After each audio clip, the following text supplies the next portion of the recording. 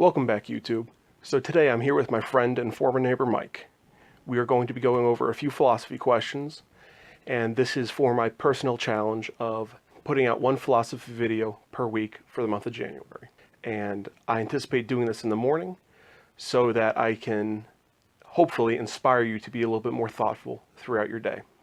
If you haven't yet, please hit that subscribe button and join me every Monday, Wednesday, and Friday from here on out. Mondays for Manliness Monday, Wednesdays for a philosophy question, and Fridays for a project video. I hope you enjoy. Are intelligence and happiness tied together in any way?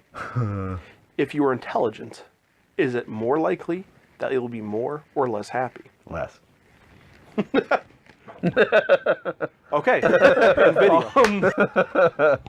Less. I think it's not a bell curve, personally. I think it almost has the same curve as the uncanny valley, but it's opposite. It slopes once. Like there's a dip in the middle. I think the more ignorant you are, the more blissful you are. Yeah. Declining on a sliding scale until you get to a certain level of intelligence and self-awareness that the more intelligent you are, the happier and more self-actualized you are. Because at a certain point but I think as you're becoming more intelligent and more self-aware, you tend to focus on the problems. Yeah, so there you go. And you see all the negatives and you see all the downsides. However, once you get to a certain level of intelligence and self-awareness, you stop seeing the problems and you start seeing the potential solutions. And creativity is said to be genius at play. And creative people, while they can be melancholy, they're also very happy when they're creating a lot of the times. But you can't create 24 hours a day. No, but you also can't be happy 24 hours a day, regardless of your level of intelligence. So are they tied together? Yes, but not direct correlation. Yeah. Actually, this is one I'd really like to hear your response on. What is your take on this? Because, ignorance is bliss. However, look at people who, like Gandhi. He's thought to be a rather intelligent person. With some very interesting situational ethics. Well, yes. But ethics isn't in question here. It's intelligence and happiness. But he seemed, by and large, to be a generally happy person. How do you say that? A lot of the Dalai Lamas have seemed to be a very generally happy person. And they were, for the most part, very intelligent people. Bill Gates seems, on average, to be a happier person than not. Now, I'm not saying it's either happiness or misery, and contentment doesn't equal happiness or misery either. I hated every one of your examples. The Dalai Lama, we don't even know what education he receives. He's chosen while he's still a child and treated like the golden boy from the second he's figured out by, I forget what the dude's name who picks him, who figures out where he is. But once selected, he has the most pampered life ever. So, of course, that man's going to be happy. Bill Gates is a bazillionaire, so of course he's happy. But when he wasn't a billionaire, he was quite a moody dude. Yeah. And he was horrible to a lot of the people he did business with. So, yes, he was. So his happiness came at such a horrible cost. Like, but yeah, I think he was still on that scale, on that inverse bell curve.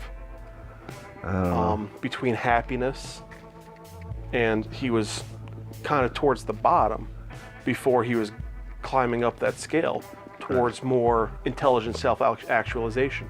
And as far as the Dalai Lama, I don't think intelligence and education are related.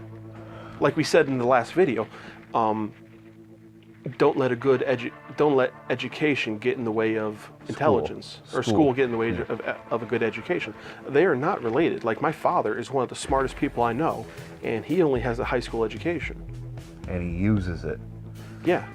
But he's self-educated himself, but he's a very intelligent person to be able to do that. I think you proved my point, though.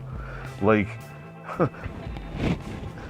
intelligent people seek knowledge, yes, but who's to, like, where do you ever get to see the Dalai Lama other than him preaching Buddhist philosophy? You don't get to hear about what books he reads or what he chooses to mentally imbibe.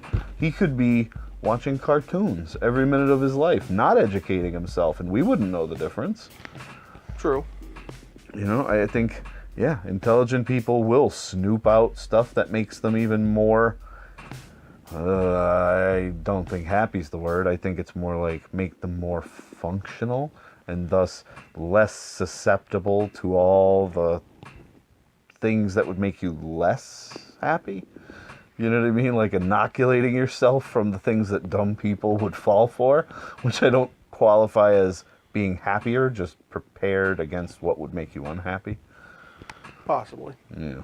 So, guys, thanks for watching me and Mike here. Well, split hairs for the last 6 questions. He is a budding YouTuber. He's starting his channel sometime in January. He's not sure as to what the channel name will be, but by the time this does air, I will have a link to his channel in the description below. And if you haven't yet, please hit that subscribe button. I would love to have you back for this whole month of January that I'm trying this out as a personal challenge, as well as on Mondays and Fridays, where I do my Manliness Mondays and my project video on Fridays. So please be thoughtful and try and keep this question in mind and answer it in the back of your head for yourself throughout the day. I think it will make you a more self-actualized person. And as always, guys, be mindful. See you next time.